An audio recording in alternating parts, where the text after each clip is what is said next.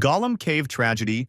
On the night of August 17, 2005, five friends, Jennifer, Blake, Scott, Ariel, and Joseph, gathered after dinner and ended up discussing a hidden cave on the side of Y Mountain. Jennifer, who had explored it before, described how she once passed out from the freezing water inside, but reassured everyone that they could make it through if they held their breath and followed the rope through a short underwater tunnel. Blake, Scott, and Ariel agreed to go in with her, while Joseph decided to stay outside. Around 4 a.m., the group entered the cave, crawling through a 100-foot-long, 4-foot-high tunnel filled with shallow water until they reached the entrance to the underwater passage, just 2 feet wide and 4 feet high, relying on a rope to guide them. Jennifer led the way and disappeared beneath the surface, followed by the others. They all reached a small air chamber inside, a cramped space with chest-high water and only a few feet of breathable air. They paused, taking in the eerie stillness and the strange mineral formations clinging to the slick cave walls. But the stagnant environment had likely already reduced the oxygen level.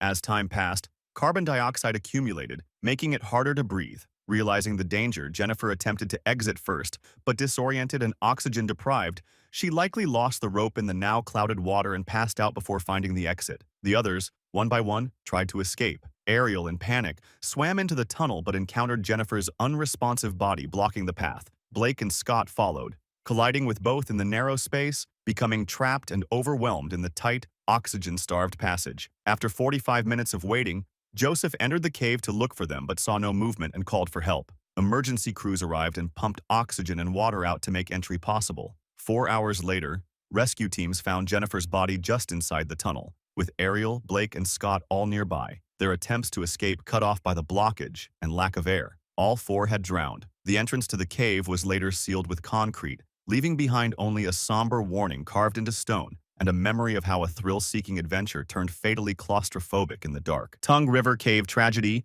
On May 19, 2009, 24-year-old Jonathan Sims, an experienced outdoorsman but relatively new to caving, he was exploring the Tongue River Cave in Wyoming with a group of friends, located in the Bighorn National Forest. The group entered the cave early in the afternoon, headlamps slicing through the darkness, spirits high. At first, the passages were wide and relatively easy to navigate. They crossed shallow pools, scrambled over slick boulders, and crawled through muddy tunnels, laughing and taking photos along the way. After about an hour, they reached the water crawl, a notorious section of the cave that many locals warned about. It was a narrow, claustrophobic tunnel partially submerged in water so cold it could quickly sap body heat. Despite knowing the risks, Jonathan was determined to be the first one through. At first, everything seemed manageable. Jonathan's voice echoed back. He shouted that it was tight, but he was making progress. The group waited, watching the beam of his headlamp bob ahead in the darkness. Minutes passed. His voice faded, then silence. His friends called out. No answer. Alarmed,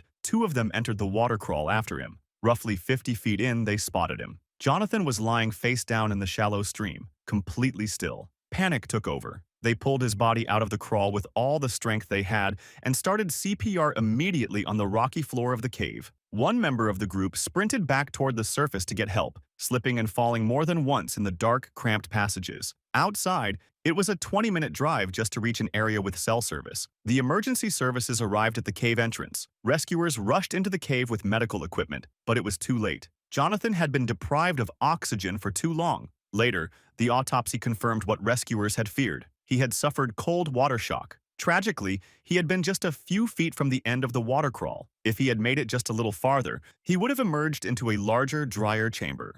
Actun Cave Diving Tragedy. On December 9, 2004, 9 experienced cave divers embarked on a planned exploration of the Actun cave system near Tulum, Mexico. After gathering at the water's edge and checking their equipment, regulators, tanks, ropes, and brightly colored cookies, small markers, they split into 2 teams. Team A, led by a guide, would enter first to lay markers, while Team B would follow and retrace their steps back once they reached a predetermined point. Team A descended first into the murky depths, marking the path with yellow cookies at key intersections. When Team B followed shortly after, they reached the second intersection, where they made a critical error. They took a left turn, mistakenly believing it was the correct path, and swam 1,400 feet deeper into the cave. As time passed, panic set in, as they realized they were lost. Visibility dropped, and the disorienting darkness surrounded them. Their air consumption skyrocketed as stress and frantic movements took a toll, leaving them desperate. Team A surfaced,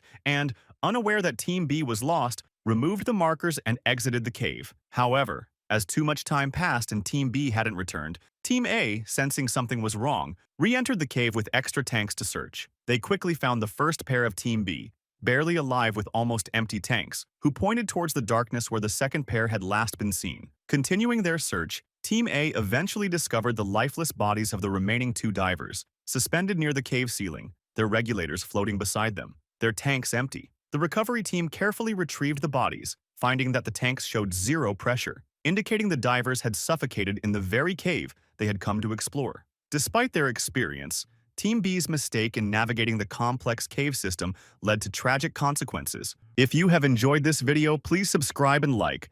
Comment down below what you think is the most painful cave death tragedy.